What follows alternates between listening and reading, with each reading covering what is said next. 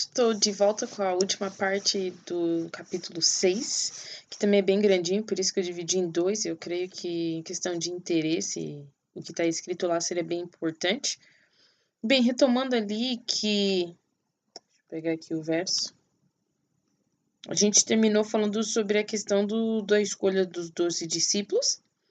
Aí Jesus curando várias pessoas. Aí depois chegamos no verso 20 sobre as bem-aventuranças. Ela parece um pouco diferente das bem-aventuranças de Mateus, né? Mas elas dão a mesma ideia. É importante lembrar que para o judeu, no passado, bênção significava muito a questão de ter posses materiais, de ter os inimigos conquistados e ter uma família bem grande, no mínimo 7 filhos. Isso era uma bênção imaginável.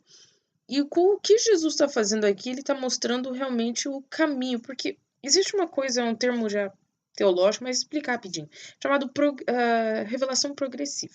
O que é isso? Deus vai revelando a vontade dele aos poucos. Assim como uma criança no começo você fala aos pouquinhos o que ela tem, o que ela não tem que fazer, e mais ou menos nesse ritmo, Deus está falando com o povo de Israel. Então, quando Jesus está vindo, ele está explicando um pouco mais realmente da vontade de Deus. A gente tem que entender que o povo de Israel tinha um contexto, eles tinham uma mente, e até a lei que veio através de Moisés era algo revolucionário. Então, o que Jesus também está falando aqui é revolucionário para eles.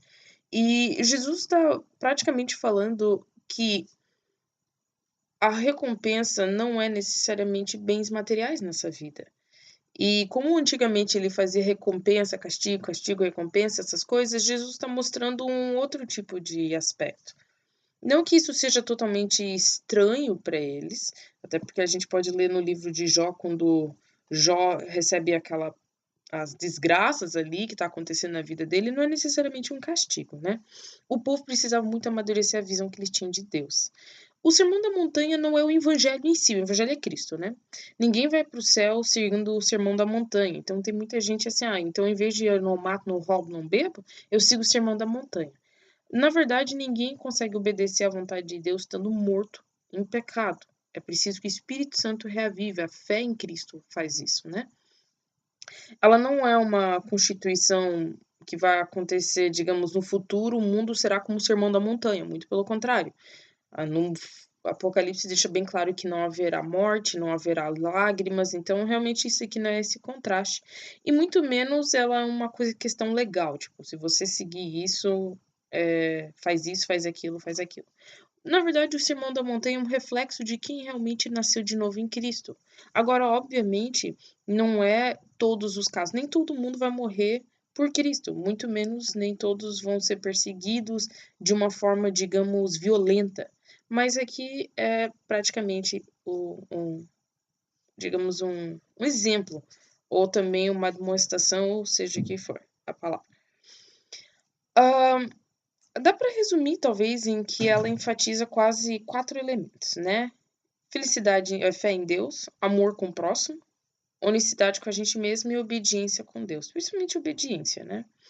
As pessoas na época de Jesus, elas sofriam muito e você não vê Jesus tentando aliviar o sofrimento delas, no sentido de não que ele não se importasse, até porque ele curou pessoas, ele fez várias coisas, mas de que o foco de Jesus não era acabar com toda forma de perseguição e sofrimento naquela hora, porque isso vai acontecer quando ele voltar e tomar a sua igreja. Mas, na verdade, o que Jesus está querendo falar é sobre a vida interior das pessoas. Claro, a gente deve sempre ajudar as pessoas de forma material, né? Dizer assim, olha, Jesus não focou nessa vida, então não vou estudar, não vou trabalhar e não vou ajudar os outros. Não é isso. Mas isso é um reflexo da vida espiritual das pessoas, né? Jesus também fala sobre 4 ais. Naquela época, ais era uma forma de, digamos, falar ai de ti, né? Pois a pessoa, tipo, condenando já, né? E o que Jesus usa nessa expressão é de que as pessoas que querem buscar riqueza imediata, querem buscar popularidade, riso, alegria, não que isso seja errado, elas vão ter isso, mas aquilo vai ser a única recompensa que elas vão ter. Jesus está falando que o julgamento dessas pessoas é que elas vão encontrar satisfação só nisso. O cristão vai ter a satisfação de tudo que Deus dá e a eternidade, né? Porque não é pecado tu desfrutar dessa vida, ter popularidade, ter riqueza. O pecado é quando teus olhos se desviam de Deus para essas coisas. E se tu não tem elas, a tua tristeza, tu tem tristeza. Então, no verso 28, continuar ali, né? Deixa eu pegar aqui. Jesus falando sobre a questão dos inimigos, né?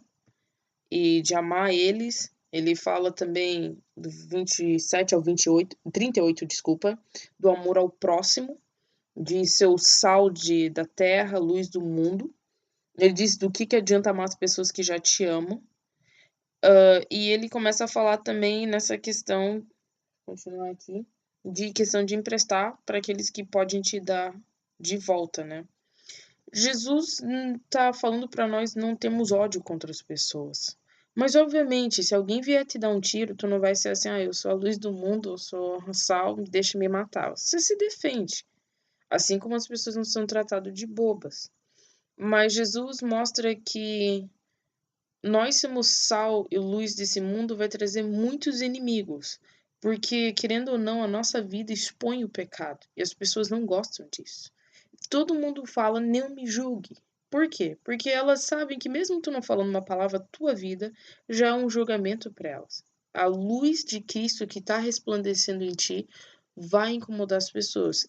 Esteja certo isso. E por isso que Jesus já fala.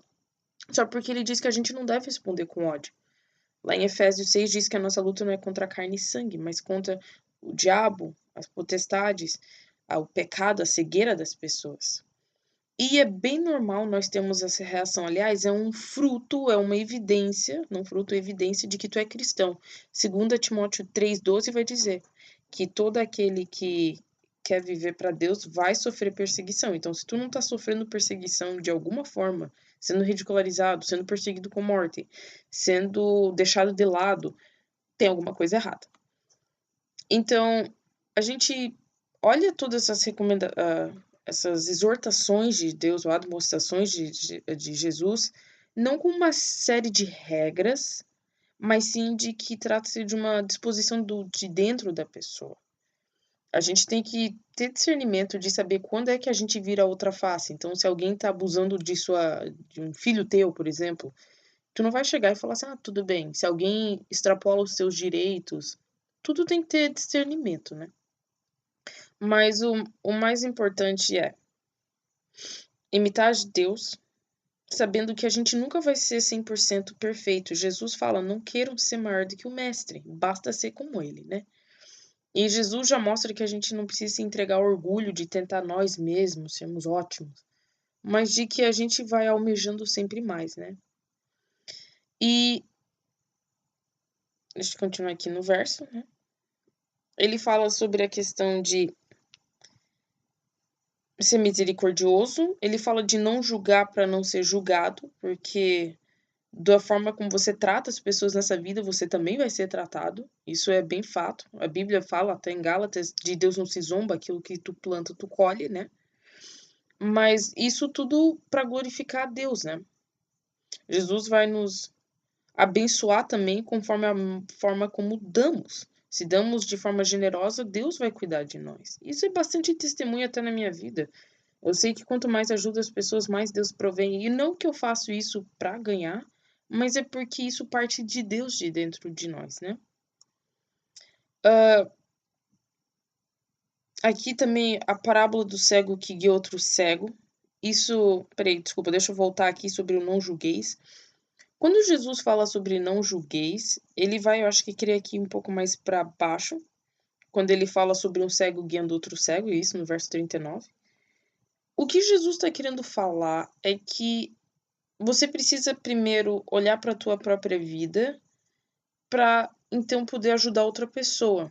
Quando a gente julga as pessoas, a gente está tentando ajudar elas. Quando tu fala para alguém que ela tá pecando, que isso é errado e vai levá-la para o inferno, tu não tá sendo uma pessoa hipócrita, porque a tua intenção é tirar ela do mal, do desviar do caminho. O que Jesus está condenando aqui, e lembre-se, ele está também falando contra as atitudes hipócritas, é de que aquele que está tentando tirar a trave do outro para encobrir o seu. Por exemplo, eu vou falar de Joãozinho porque eu não quero que o resto da população veja como eu estou errada. Mas em nenhuma parte da Bíblia, Jesus fala que julgar é errado. Até porque ele continua falando para julgar a árvore. E ele fala assim, portanto, cada árvore é conhecida pelo seu próprio fruto. E ele fala do bom coração, do o homem bom do bom tesouro do coração tira o bem, etc. Ele já tá mostrando que sim, como é que tu vai saber se um fruto é bom? Tu tem que julgar. E é um pouco estranho quando as pessoas falam não me julgue, porque elas julgam roupa das pessoas, elas julgam as pessoas no trânsito, se elas dirigem bem ou não. Então, o julgamento já faz parte. O que nós não podemos fazer é condenar as pessoas. Já dizer assim, aquilo lá é perdido. É um caso perdido, não vai dar em nada. Não. Mas julgar o que é certo e errado é bíblico, né? Deixa eu ver se eu ainda tenho tempo. Extrapolei de novo. Então, eu vou terminar aqui bem rapidinho. Ok, vamos lá. Aí ele fala sobre o bom tesouro, é isso, é o final. As pessoas só podem tirar do coração dela o que a Bíblia fala, a boca fala do que o coração tá cheio, né? O coração do homem precisa ser transformado. Então não adianta a gente tentar ser bonzinho quando no fundo a gente não está sendo transformado por Cristo. Não adianta pessoas quererem seguir os 10 mandamentos, o sermão da montanha, se Cristo não transformar a vida delas. Por isso a ênfase é muito em obediência. Quando a gente obedece a Deus, ama a Deus, busca a Deus e é transformado pelo Espírito Santo, isso vai refletindo nas nossas ações e os nossos frutos. A gente deve obedecer às ordens que Deus dá e construir a nossa vida sobre a rocha, sobre Cristo, que é o firmamento, e não sobre uma areia, que é declarar apenas obediência da boca para fora. E isso Cristo enfatiza muito. Espero que não tenha sido muito confuso, 12 minutos é recorde. Deus te abençoe.